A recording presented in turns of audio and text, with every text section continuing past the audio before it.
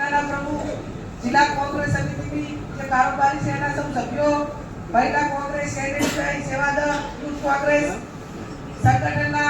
विविध सेना सब आप बढ़ाओ पहला तो તમે બધા ખુશ ના હોય એટલે આપણે લાગવું જોઈએ કે ભાઈ બનાસકાંઠાની અંદર ક્યારે પણ બનાસકાંઠો કોઈ પણ ચૂંટણી હોય એ તો ગુજરાતની અંદર કોંગ્રેસને જીતાડવા માટે અગ્રેસિવ હોય છે આપણે તાકાતથી એક દ્રઢ મનોબળ સાથે આપણે સૌને આગળ વધવાનું એઆઈસીસી ના જે આપણા ઓબ્ઝર્વર છે લોકસભાના સાંસદ છે અને ઝારખંડના ત્યાંના એક્સ પ્રદેશ પ્રમુખ છે સમગ્ર ગુજરાતની અંદર સંસદ સભ્યો માજી પ્રમુખ અને કેન્દ્રીય મંત્રી આટલી કેટેગરી નક્કી કરવામાં આવી છે દરેક જિલ્લા વાઇઝ એના ઉપરથી આપણે સમજવાની અને ગંભીરતા લેવાની જરૂર છે કે એઆઈસીસી રાહુલજી અને કેન્દ્રનું નેતૃત્વ એ ગુજરાત માટે અને આપણા સૌના માટે કેટલું ચિંતિત છે કે ઝારખંડથી આટલે આવું ને હવે જ્યાં સુધી વિધાનસભાની ચૂંટણી ના પતે ત્યાં સુધી આજે પ્રદેશના આપણા હોદ્દેદારો ધારાસભ્યની નીચે એક પણ નથી માજી ધારાસભ્યની નીચે એક પણ નથી ત્યારે હું બનાસકાંઠા જિલ્લા કોંગ્રેસ સમિતિ હોદ્દેદારોને વિનંતી કરું કે આવનાર સમયની અંદર સંગઠનનું માળખું એ મજબૂતાઈથી આપણે બનાવવાનું છે ત્યારે રાહુલજીએ અનેક વખત મીટિંગમાં કીધું છે કે આપણા દેશના ઘોડા અલગ તારવવાના છે અને લગ્નના ઘોડા અલગથી તારવવાના છે હવે તારવશે કોણ આપણે દર વખતે રાહુલજીને પૂછીએ છીએ અને મીડિયા પણ પૂછે છે એમ કે તમે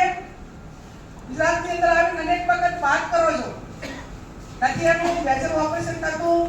નથી પાર્ટીના વિરોધમાં કામ કરવા વાળાની આમે કોઈ પગલા લેવાતા નથી રેસના ઘોડા નક્કી થતા નથી લગ્નના ઘોડા તૈયાર થતા એટલે વારંવાર એમની પાસે આ વાત થઈ ત્યારે એમણે ખૂબ ગંભીરતાપૂર્વક આવડું મોટું ડિસિઝન લઈને અધિવેશન જ્યારે આપણે ગુજરાતમાં રાખ્યું હોય અને આ પૈકીના કેડરના લોકોને જવાબદારી ગુજરાતની સોંપી હોય તો હવે એ કેડરના લોકોને જ્યારે ગુજરાતની અંદર જવાબદારી સોંપી છે ત્યારે પક્ષના વિરુદ્ધમાં કામ કરવા વાળા અને હમણાં મીડિયાએ ખૂબ સારો પ્રશ્ન પૂછ્યો અને એમને જવાબ પણ સાહેબે આપ્યો કે કોંગ્રેસી હોવું અને કોંગ્રેસમાં રહેવું વસ્તુ અલગ છે કોંગ્રેસમાં રહેવા વાળા રહે એ કોંગ્રેસી અને કોંગ્રેસી હોવું તો કોંગ્રેસી હોવું એના ક્રાઇટેરિયા શું છે તો સંવિધાન હોય આપણી વિચારધારા હોય અને ગાંધીજીએ અને સરદાર વલ્લભભાઈ પટેલે કે જે આઝાદીની લડાઈ એ ગુજરાતથી ચાલુ થઈ હોય આપણે કોંગ્રેસી તરીકે આપણે લોકો સાથે કેવો વ્યવહાર હોવો જોઈએ સરદાર અને આ વસ્તુ એક કોણ બાબત છે પણ એ કોંગ્રેસીની એક ઓરિજિનલ કોંગ્રેસી તરીકેની વિચારધારા કેવી હોવી જોઈએ એ વાત માટે જ્યારે એમને સૌથી વધારે ધ્યાન આપ્યું હોય ત્યારે સંગઠનમાં મેં અગાઉથી કહ્યું એ પ્રમાણે કે જિલ્લા કોંગ્રેસ સમિતિનો પ્રમુખ હોય તાલુકાનો પ્રમુખ હોય જિલ્લાના હોદ્દેદારો હોય ભૂતકાળમાં જે કંઈ થયું હોય એને આજથી કરીને તમે ભૂલી જો અને જેની ચૂંટણી હું લડીશું હું પણ ભૂલી છું કે ભાઈ ક્યાંક નાના મોટી ભૂલ ચૂક થઈ હોય સમય સંજોગો હોય એક વાર ભૂલ કરે એને ભૂલ કહેવાય બીજી વાર ભૂલ કરે એને એની મજબૂરી કહેવાય અને ત્રીજી વાર ભૂલ કરે એને એની એક નંબરની હું માનું ત્યાં સુધી નાલાયકી કહેવાય એટલે એક વાર બે વાર ત્રણ વાર પછી વારંવાર ભૂલ કરે કે હું માનું ત્યાં સુધી એ ભૂલ નહીં પણ એના ઈરાદાપૂર્વકની વાત છે અને ઈરાદાપૂર્વકની વાત હોય ત્યારે જેને સંગઠનમાં કામ કરવા માટેના મુદ્દો કઈ ક્રાઇટેરિયા હોય આજે બનાસકાંઠાની અંદર જે આપણી લડાઈ છે એ લડાઈ સૌથી વધારે આપણા કાર્યકરોને પ્રોટેક્શન આપવા માટેની પોલીસ સામેની આપણી લડાઈ છે કે નથી દરેક જિલ્લા તાલુકાની અંદર એક નાના મોટો કેસ કે કોંગ્રેસ વાળા કેટલા છે તો રોજ વાંડા મુકાવે કોઈ એક નાનામાં નાનો કેસ હોય તો એના ઉપર ક્યારે બાકી ના રાખે પહેલો ટાર્ગેટ બનાવે હવે તમારા સંગઠનના પ્રમુખો તાલુકાનો હોય કે જિલ્લાનો હોય કેવો હોવો જોઈએ કે જિલ્લા લેવલે કલેક્ટર ડીડીઓ કે ડીએસપી જોડે વાત કરે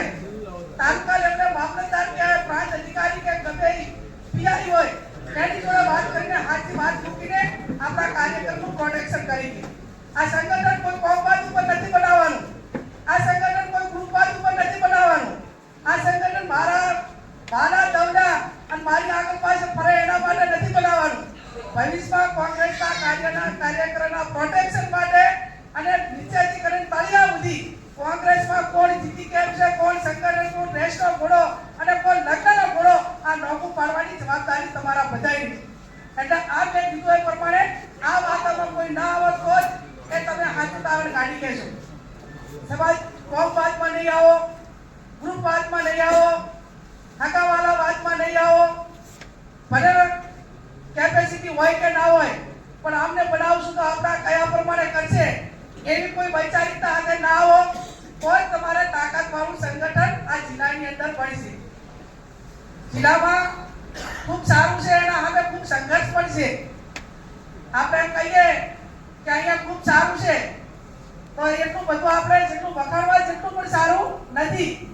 કે આવનાર સમયની અંદર 2027 ની ચૂંટણી હોય કે જિલ્લા તાલુકાની ચૂંટણી હોય, આપણી સામે અનેક પડકારો છે અને અનેક પડકારો છે. ત્યારે સંગઠનમાં બેઠેલો માણસ એ તાલુકાનો પ્રવાસ કરે, નવા લોકોને તક આપે અને હવે જૂના કાર્યકરો બધા આપણા માથા ઉપર છે. તમે બધા જ આપણા કોંગ્રેસના કાર્યકરો માથા ઉપર છો, પણ હવે દરેક ગામમાં, તાલુકામાં, જિલ્લામાં તમે જ નવા લોકોનું નામ આપો કે આપણે આ રીતે આમ કરશું તો આમાં ઉમેરો થશે.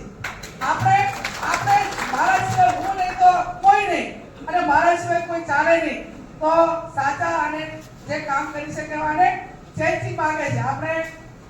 અઠવાડિયું એક અઠવાડિયું ગમે એમ હારું આપણને ભાવતું હોય શાક, 2 ટાઈમ અઠવાડિયા સુધી ખાઈએ તો પછી એક અઠવાડિયું ભાવે કરું તો પછી કઈ બદલાવ જરૂરી નથી. એમાં તમે સમજી લો કે હવે એકના એક ચહેરા, એકના એક ચહેરા, એકના એક ચહેરા કાંગરે થોડુંક કંઈક નવું કરો. આમ પછી ઓલા યંગ જનરેશન એની કોમેન્ટ કરે અને ઘણી બધી બોલી કરે અને આપણે એક સારા સંગઠન માટે નિષ્ઠાવાળું સંગઠન, નીચે કાર્યકરોને પ્રોટેક્શન આપીને આવનાર જે ચૂંટણીઓ હોય એની અંદર ઉમેદવાર નક્કી કરવો જાતિ સમીકરણ પ્રમાણે. અને હું સંગઠનમાં એટલું પણ વિનંતી કરું છું કે જ્યારે ચૂંટણી લડવાની હોય ત્યારે કાસ્ટ ફેક્ટરને ધ્યાનમાં લેજો, પણ સંગઠનમાં તમે નાના માણસોને, મહેનતુ માણસોને અને જેટલો નાનો સમાજ હોય એનો વિરોધ ઓછો હોય એટલે ક્યાંક ને ક્યાંક નાના સમાજ અને સંગઠનમાં મહેનત કરી ગયા છે એવા માણસોને થોડા આગળ કરવા માટેના પ્રયત્નો અને તમે એ પ્રમાણેના અભિપ્રાયો આપો. ત્યારે હું ભરતસિંહજીને અને એમની ટીમને ખૂબ અભિનંદન આપું કે જિલ્લાની અંદર એમણે ખૂબ સારું કાર્ય કરીને એમણે કહ્યું કે મારા સમય દરમિયાન જે કઈ નાના મોટી કોઈ ભૂલ થઈ હોય તો હું માથે ચડાવું છું અને ખૂબ સારું કરવા માટેના પ્રયત્નો કર્યા છે.